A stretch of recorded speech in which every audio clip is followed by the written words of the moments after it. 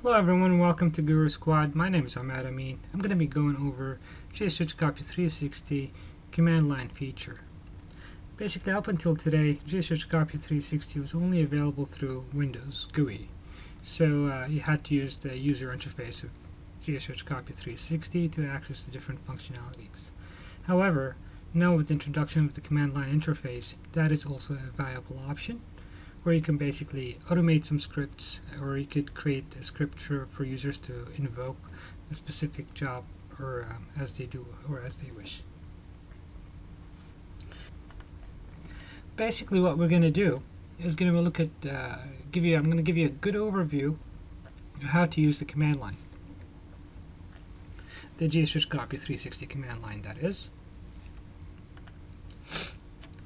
The first thing I want to point you out is you could access, if you invoke GS RichCopy 360 /# right here, it will give you a good help menu about all the different parameters, when you can use them, when it's best to use which function, and so forth. Let's go ahead and take a look at it real quick. So now we've got a machine that's got GS RichCopy 360 installed on it. I'm going to go into the DOS window, and we went all the way to GS RichCopy 360 folder. And I typed in GS RichCopy 360 /#. Now this gave us the full different commands that we've got that we can use. Scroll all the way to the top. It's quite a lot of different parameters that you have. It's basically you've got full functionality.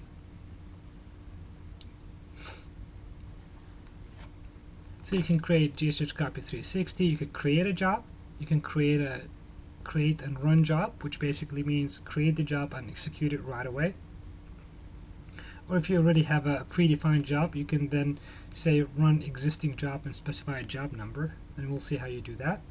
You could delete an existing job. That's mainly for like administrative purposes. Stop an existing job. If you know a job that's running and you want to stop it, you could do so. Enable and disable jobs. That's also another option. So basically mark it as active or inactive so that it no longer runs.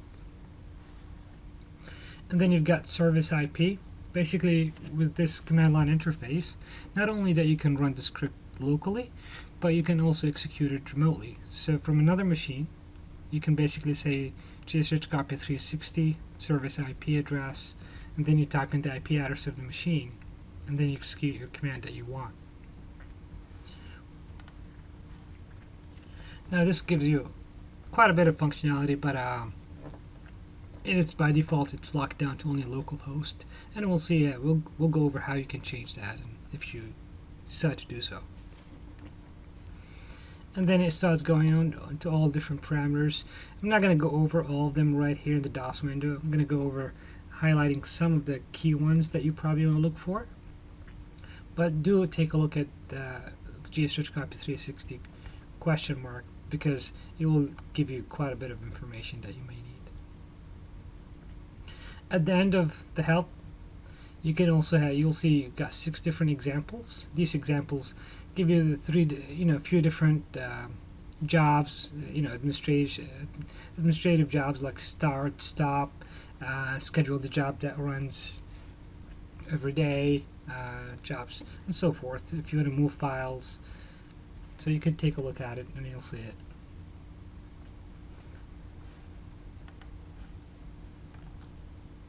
So now let's go ahead and go back to the presentation.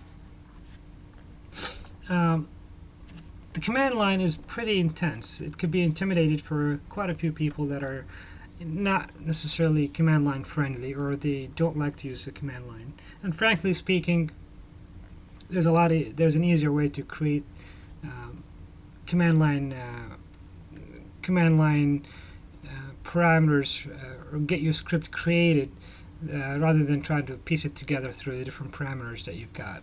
And we'll go ahead and take a look at that, which is basically generate command line script from the GUI. So if we go into GS RichCopy 360, we've got the command line right here, but we're going to go to the GUI. We're going to go ahead and right click and say create a new job. give that job a name. So we'll go ahead and create it, call it test, copy from C:\source.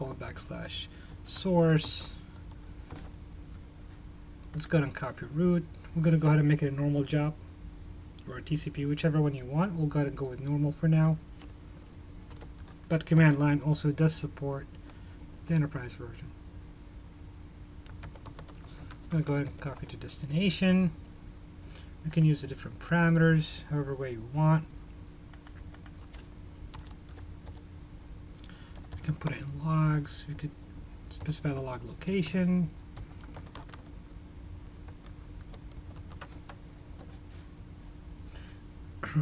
Basically, command line is going to be able to cover all of these. Anything that you see in here, you could do through the command line. But what we're going to do is we're going to basically create a dummy template or a dummy job that we can then have it generate the command line script for it, and then we can modify the script however way we want. So I'm going to go ahead and have this job run repeatedly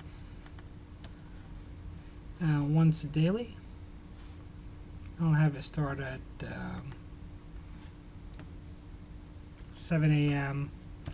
and stop at 10 a.m. or something of that nature. Let's go ahead and make it just run every 5 minutes.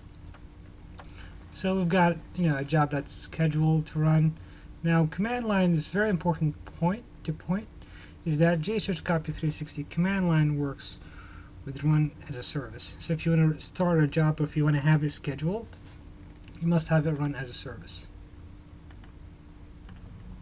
So now we've created the job. Let's go ahead and get the command line syntax for it. So we right click on it and say generate command line script. It's now copied to the clipboard. Then we go into the DOS window, right click. Oh, did not select it.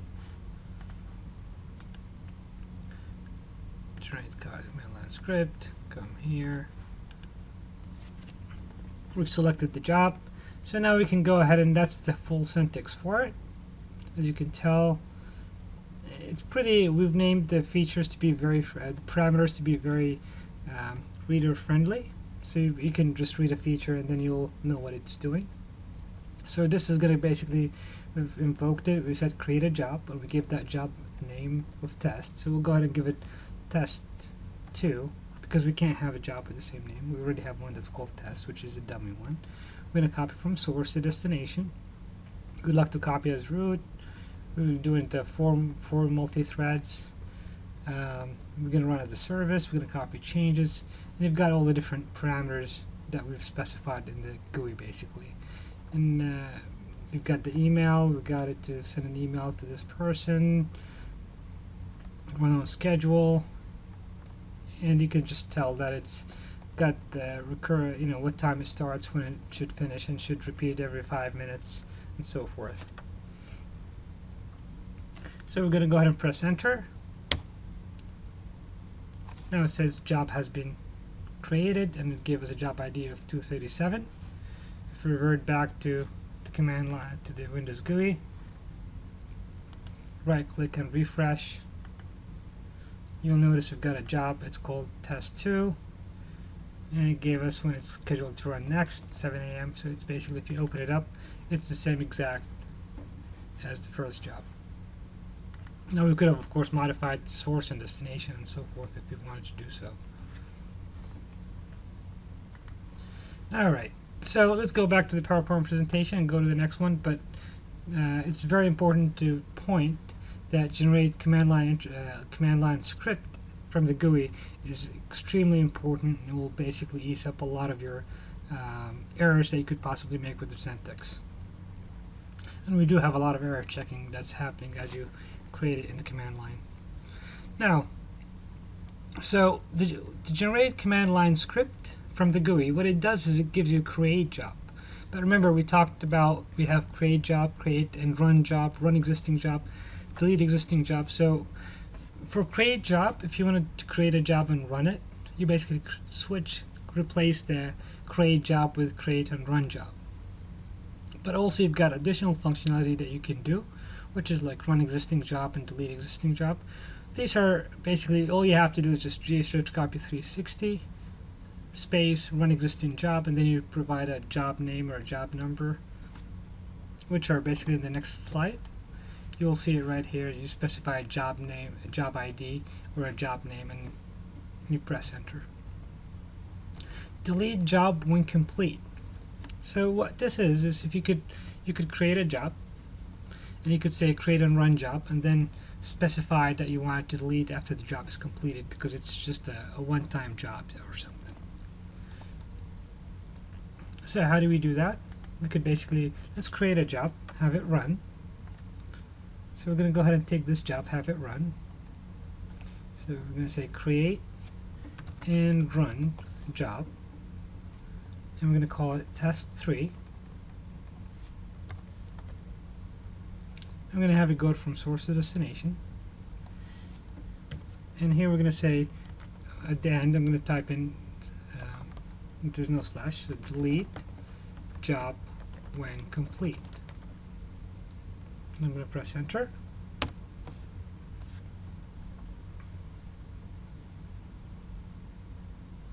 So I created job 238. If I come here, right click and say refresh, you'll see the job is running. 238. It's successful, which means it completed. If I right click and refresh again, you'll notice the job disappeared. If I go to the status log, it'll say test 3.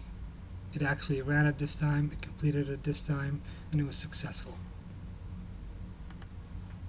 So that's what delete job when complete does. If you wanted to enable a job or disable a job, let's go ahead and go through that. So we'll go ahead and 237, that's the job that we're going to go ahead and disable. So we can type in GS RichCopy 360 disable job ID. We said it was 237 37. Press enter, and it's done. Give it a confirmation. If you go here, right click and refresh, you'll notice the job has been disabled. If you wanted to enable it, you basically do the same thing. Instead of disable, you just type in enable.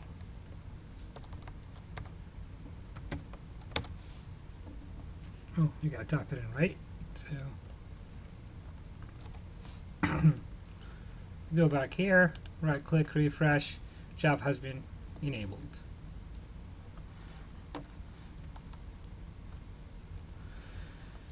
Alright, so the next thing we're going to go over is source username, source password, and then we've got destination username, destination password. So basically right now GS RichCopy 360 command line jobs, when they run as a service. You might decide to use a different source name or a different, just to connect as name to the source or to the destination. And if you decide to do so, you've got this available as an option. What you do is just type in source name, source username, and then colon, you just type in the username. So let's go ahead and try to connecting to the, if you wanted to try connecting to the destination as a different user.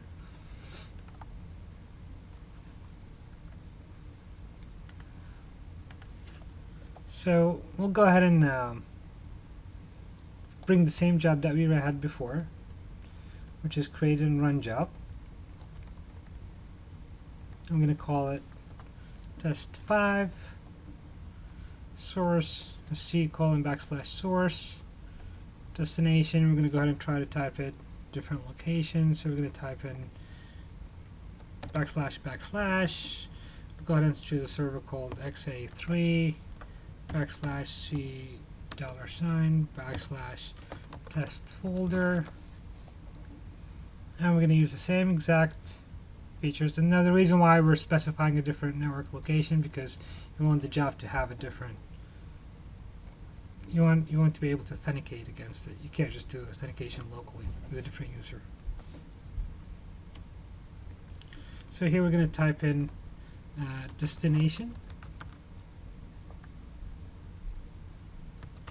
destination username colon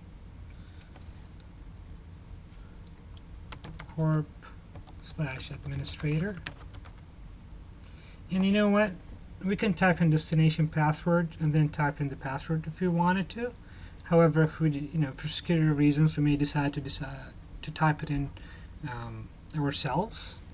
So in that case, you would not specify the parameter destination password, at which point it will actually prompt you for one when you start to run the job. So I'm just confirming we've got the destination username correctly. And I'm going to go ahead and do a delete job when complete. We can go ahead and get rid of that. Probably don't need it. Alright. Press enter. Now it's asking you to enter destination password. Type in the password. And you notice that it's all masked out. So we've got job 239 created. Go in here, right click, refresh. Job is running because they said create and run job. It's running, it's going through. If you click on here, we could see that it's actually completing. We've got 4 threads that we assigned to the job. And it completed successfully. If you go here, test 5 is started and completed at the same time. Alright. So we've gone ahead and we went over destination username and password and and source as well. If you decided to include, however, the source password, you will be able to say preserve credentials, at which point it would preserve the username and password for source or destination or both in that job. Now, once you do that, the credentials will remain associated with that job until you basically switch to using a different connect as, or until you delete that job. Alright? So if you do decide to use preserve credentials, you have to be very careful about it. Now let's go on to the next one. GS RichCopy 360, by default, if you remember, we said you've got service IP which gives you the option to control the client of issuing jobs or administration of that client from a different machine. Now, by default, it will only accept localhost, which is you just type in GS RichCopy 360 and the command you want. However, if you want to do it from another machine, you have to go in and you have to edit GS RichCopy 360.exe.config, which is located under the GS RichCopy 360 folder in program files. There's a key called allowed IP address, and you will notice 127.0.0.1 is inserted by default. However, if you wanted to add additional IPs, then you just type in comma, and you type in the IP addresses separated by commas for each. That will give them management, and then you can just issue as many commands as you want from those machines. If you decide to do so, make sure that you're doing it for a proper addressing your requirement. Don't just open it up because it could be a security threat. Now, as far as the command line itself is only available to users that have admin privileges on the same machine. However, if you do have the requirement that where some users do not have admin privileges on their machines, then what you could do is you could change the key is only admin allowed from CLI and change that from true to false. Once you change it to false, then users will not be able to users with no admin privileges will be able to run command line scripts as they wish, and it will not prevent them. That's pretty much it for the GS RichCopy 360. The two different things that I just wanted to leave before we end this session is you could create additional jobs if you wanted to run a job. If you wanted to create a script for users, so that way they could run a job at 7 p.m. or at a time where it's just 7 p.m. You don't want to specify a date so that it's more like of a dynamic, so they can just double click on it and it will run at 7 p.m. You could basically run the same thing. You could do GS RichCopy 360, create job, and have it just clear the date out. So if I were to give you an example, I'm going to go ahead and clear all these out because these are specified to the time. This is a recurring one, so let's say we don't want to do a recurring one. We just want to do one that's going to create a job that runs at 10 p.m. so that you put that military time, and we clear the date out.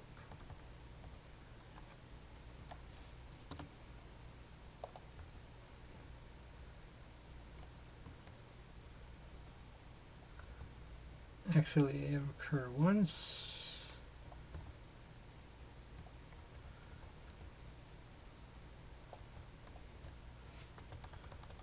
I believe it's run once.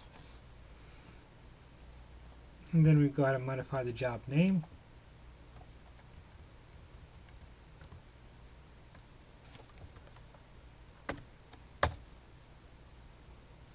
So now we've got a job 240. Let's go ahead and take a look at the job 240 here. So what we did was we created a job that's going to run at 10 p.m. and you notice we did not specify a date. Now let's say 10 p.m. has already elapsed today and we decided to and we typed in 10 p.m. for it to run. Then what it will do is it will run 10 p.m. the next day. So it's important that if you decide to exclude the date out and you just specify the time, that it's going to go to the next time it runs into that time. Whether if it's coming up today, then it's going to go with that. If it's going to go for tomorrow, then it's going to schedule it for tomorrow. All right, so that pretty much concludes our overview of GS RichCopy 360 command line feature. And if you do have any questions, feel free to reach out to us by support@gurusquad.com, or you may also call us by phone, or if you want to use Skype, you could use Skype with IT Ahmed to get additional support via Skype if you'd like. Thank you very much, and appreciate you watching. Have a good day.